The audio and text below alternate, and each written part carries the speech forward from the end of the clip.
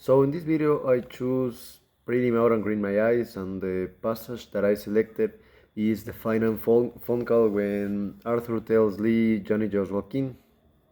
So I believe that the theme of the story is the way or how people use lies or silence and indirect like things to protect their own dignity.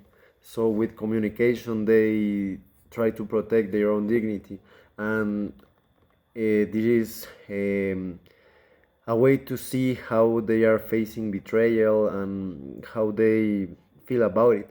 And one of the main ideas is that the truth never clearly is stated in the story.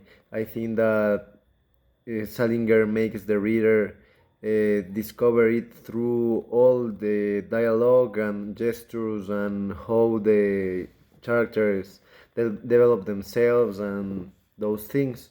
So during the class, it is said that the Salinger stories are elliptical, and I think that this quote or this passage that I choose is a really good example of how you have to read between the lines.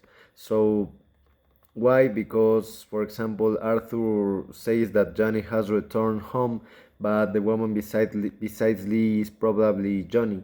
So this is an example how a statement said by Arthur might not be true. So I don't think that Arthur is like hallucinating. I think that he may already suspect that his wife is with this man Lee. So he lies and he wants to protect himself from humiliation by saying that Johnny has returned, but he clearly avoids discussing and arguing this theme and tries to preserve like his pride. So another important idea is that after Arthur's statement, Lee kind of closes his eyes and covers his face. And in this moment, he says that he has a headache. And earlier,